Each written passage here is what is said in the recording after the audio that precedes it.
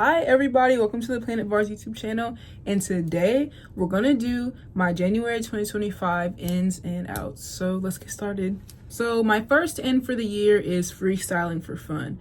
Now, this is something one of my best friends put me on. She likes to rap, and sometimes when I go over to her house, we rap together and make songs. And I've always been very insecure and nervous about my voice and just also rapping in general. Like, I don't know why I thought when I did it, it was just so lame. But I don't know, like once you actually get in the stew, it just comes to you. Like I don't know, if I had a lot of fun doing it. When I'm really nervous about something, or if I feel like not creative, I'll look up a random beat on YouTube and then go on my MacBook and then like record myself like just in the photo booth, just rapping.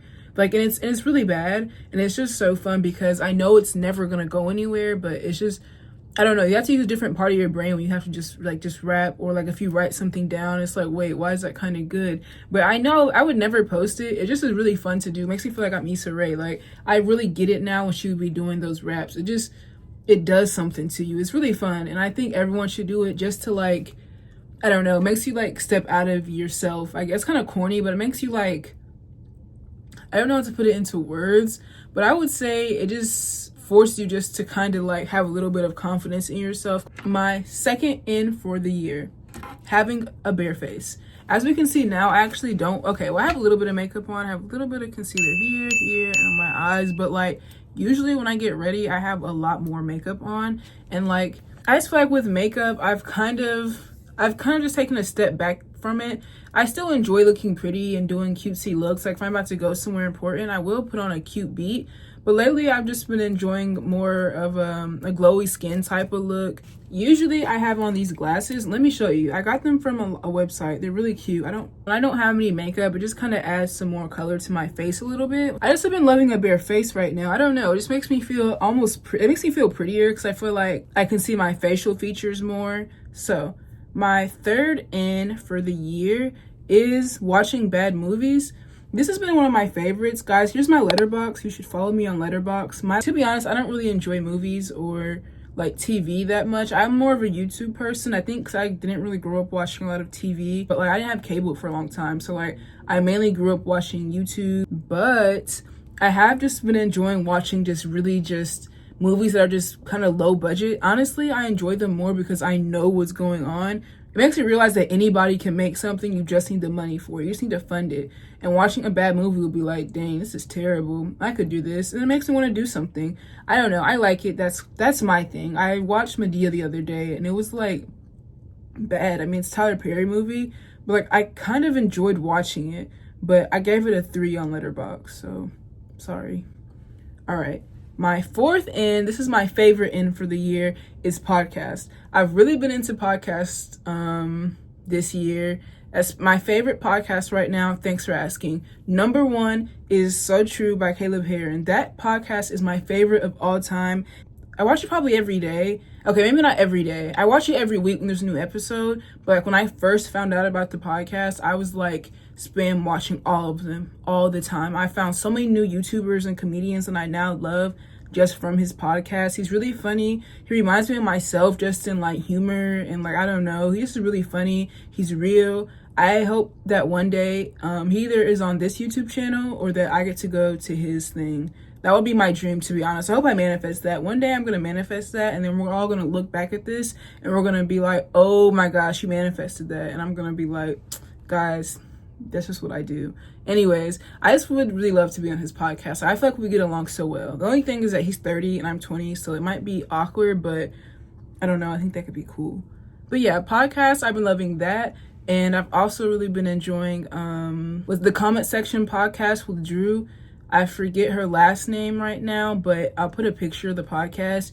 I really have just been loving it. It's really funny. She also reminds me of myself just in like her type of humor. And watching a podcast has made me realize that there's other people that are like me and that have my same sense of humor. And I don't know. I love podcasts. I listen to podcasts all the time. I actually listen to podcasts more than I listen to music. It's kind of bad, but like I just love it. I love content and I love listening to people talk. So my 5th in for the year is cooking. Now cooking, this sounds kind of basic, I know, but for me, I've really never enjoyed cooking, but lately I've kind of been getting a little bit better at it. And like Cooking just makes me feel more grown. It also helps me slow down and not always need so much instant gratification, where with DoorDash, it's like I could use my phone, order Chick-fil-A, it's here in 20 minutes. But when you cook something by yourself, you put a lot of trust in yourself to make something that's good and that you'll enjoy. Now for my outs of 2025. So, one, this kind of is funny following like the topics, but ED Twitter content / culture, this I wanted out. Like, after I didn't realize how much ED Twitter content, maybe it's just only on my For You page for X, Twitter, whatever. Whenever I see ED Twitter content, I can tell who's body checking, okay? I can tell. I find it to be very annoying. I find it to just be very like attention seeking. I get that it's their own community and that's what they want to do, fine. Something so sinister about it all. Or if you have friends that have a little bit of pudge on the back, like, are you thinking, God, that's nasty? You know what I mean? And I think also what I just hate the most is that they act like what they do is so normal. Inspo and Fatspo, all of that, like, it just is so like dark and evil. My second out for January is going to be not talking on the Zoom. Okay, and let me explain this. Before, when COVID era, I get why no one was talking, and even now I get why it doesn't happen, but it's like I'm tired of coming to these break rooms and no one says anything. Like, everything is so awkward. It doesn't have to be like, we don't have to put our cameras on. I'm not saying that, but can we have some conversation, please? Like, having a class where no one talks to the teacher is so embarrassing and sad. Like, it just genuinely makes me feel bad for the teachers, because it's like they're just trying, like participate a little bit in the Zoom, okay? Can you just say, like, at the end, can you say good morning at the start of the Zoom? Can you say thank you at the end of your Zoom? Like, when the teacher asks, hey, can anyone see this? After 5 seconds, if no one says anything, turn on your mic and say, hey, I can see it. That's all I'm asking for. I'm not asking for a try hard. I'm not asking for someone who knows every answer. I'm just asking for someone who tries to alleviate the awkwardness of no one talking sometimes. And that can't always be me. So, yeah. My third out for the year is going to be doom scrolling. For me, I realize when I'm doom scrolling, when I'm like, I have to do something. Let me just go on this for 5 more minutes, I'll do something else. Whenever I realize that I'm doing it to avoid something else, that's when I kind of want to like lock in. I feel like the dopamine from TikTok is just so easy and accessible. And also, since the algorithm is so good, it's always more stuff that they know you're going to want to see, because it's very easy to get stuck in just scrolling for 15 minutes. My fourth out is being the deadbeat friend. The low maintenance friend thing has kind of just been very in style. As a society, we're kind of are all tired and we're working or we're in class. And I think in general, we all are kind of just exhausted. And so having a friend that's not going to pressure you into being someone who you can't be is very enjoyable. I agree with that. Holding myself accountable to being a good friend is an end for me. That's how I probably should have reworded it. Like, I think I just want to put effort into being a good friend and like being intentional with my time. Let me go reach out. Let me carry out the conversation. Let me ask people on a phone call. I will join a group meet or a group chat, and like I'm active the first couple of days, and after that I just kind of fall off and I don't really respond, or like I just get overwhelmed with it. But it's like, no, you're in a group. You don't have to be the most perfect group member, but your one responsibility is to keep up with what's being said. And I think holding myself accountable helps me stay a lot more balanced. I mean, it sounds like a hot take. Making an effort to be a community member, I think, is very in for me. And being very individual, it's just me. I do what I want to when I want. I don't owe you anything.